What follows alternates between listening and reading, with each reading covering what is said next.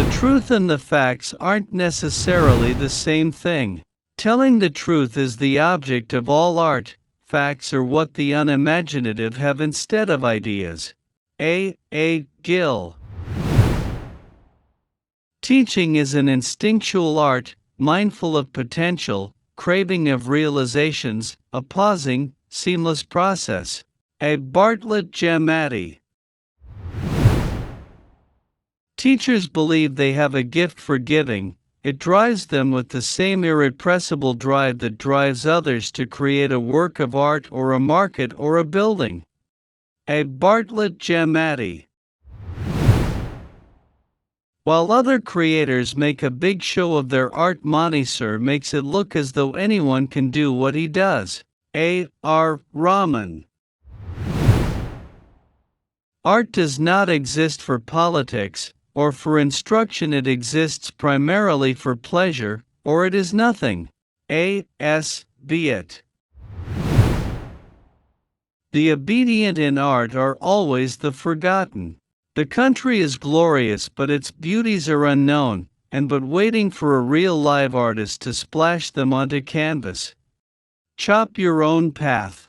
Get off the card track. A.Y. Jackson.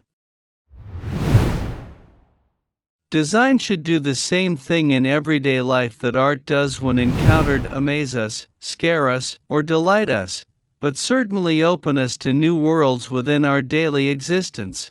Betsky. Art, however innocent, looks like deceiving. Hill.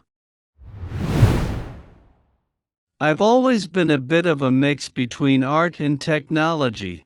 I used to paint a lot, but I'm not very good with my hands. It has always been a fusion between my computer gaming interests and being exposed to the rich data of society that we live in. Koblin. As a kid, I was always into art at the same time as computers, and eventually I realized I was making more interesting stuff with my keyboard than with my hands. I really enjoyed modifying computer games more than playing them, so that got me into programming. Koblin. Has it led you to the conclusion that photography is an art? Or it is simply a means of recording? I'm glad you asked that. I've been wanting to say this for years. Is cooking an art? Is talking an art? Is even painting an art? It is artfulness that makes art, not the medium itself. Of course, photography is an art when it is in the hands of artists. Scharf. How aware were photographers in the past of other visual arts? No photographer of any distinction at all could approach his work without some awareness of what was going on in other visual media. And for that matter, neither the painter nor the draftsman could ignore photography. Scharf. The traditional difficulty of balancing the mechanical with the imaginative schools of photography still operates. In schools of photography, meaningful art education is often lacking, and on the strength of their technical ability alone, students, deprived of a richer artistic training, are sent forth inculcated with the belief that they are creative photographers and artists. It is yet a fact that today, as in the past, the most inspiring and provocative works in photography come as much, and probably more, from those who are in the first place artists. Scharf. Only recently serious research into the relationship between photography and art has taken place. Why has it been so long in coming? In some respects, historical research is analogous with that of science. The bringing to light of factual material and the development of ideas is to a large extent cumulative. But when artists themselves were, from about 1910, beginning to tear down the bastions protecting art in its ivory tower, questioning the idea of art with a capital A, Photography was inevitably to assume a new stature both in the eyes of artists and the public, too. Aaron Scharf. We look at the world and see what we have learned to believe is there. We have been conditioned to expect, but, as photographers, we must learn to relax our beliefs. Aaron Siskind. To me, documentary photography means making a picture so that the viewer doesn't a Euro trademark think about the man who made the picture.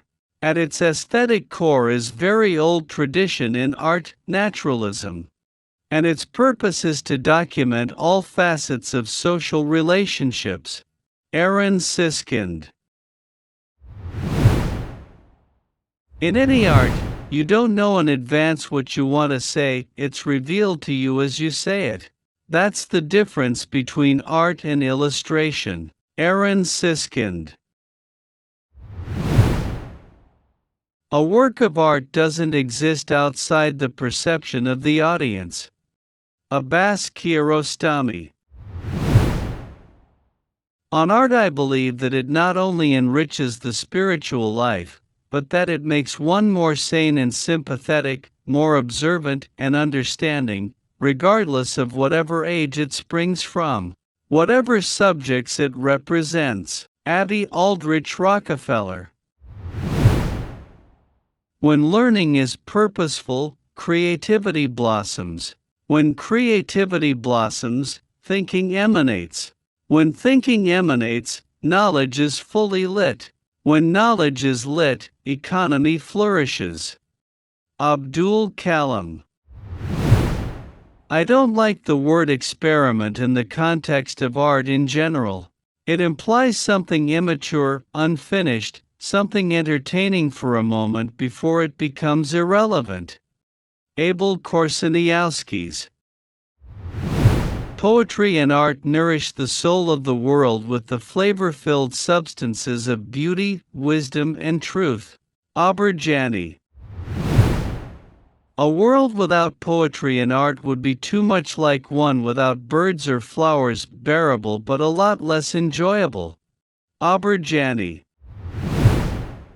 Remember that there is meaning beyond absurdity. Know that every deed counts, that every word is power. Above all, remember that you must build your life as if it were a work of art. Abraham Joshua Heschel. There is no specialized art of prayer. All of life must be a training to pray. We pray the way we live. Abraham Joshua Heschel. Whatever man may stand, whatever he may do, to whatever he may apply his hand, in agriculture, in commerce, and in industry, or his mind, in the world of art and science, he is, in whatsoever it may be, constantly standing before the face of God. He is employed in the service of his God. He has strictly to obey his God. And above all, he has to aim at the glory of his God. Abraham Kuyper. The motive of art comes to us not from what exists, but from the notion that there is something higher, something nobler, something richer, and that what exists corresponds only partially to all of this. Abraham Kuyper. Unchecked, the dominating influences of money and of barren intellectualism would reduce the life of emotions to freezing point, and, unable to grasp the holier benefits of religion, the mysticism of the heart reacts in the art intoxication.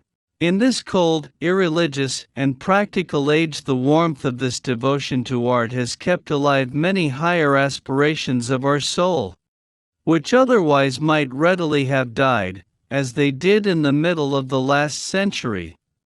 Abraham Kuyper. The highest art is always the most religious, and the greatest artist is always a devout person. Abraham Lincoln. The greatest fine art of the future will be the making of a comfortable living from a small piece of land. Abraham Lincoln. Writing, the art of communicating thoughts to the mind through the eye, is the great invention of the world, enabling us to converse with the dead, the absent, and the unborn, at all distances of time and space. Abraham Lincoln. I have never studied the art of paying compliments to women. But I must say that if all that has been said by orators and poets since the creation of the world in praise of women were applied to the women of America, it would not do them justice for their conduct during this war. Abraham Lincoln. Some reckon their age by years, some measure their life by art, but some tell their days by the flow of their tears and their lives by the moans of their hearts. Abram Joseph Ryan.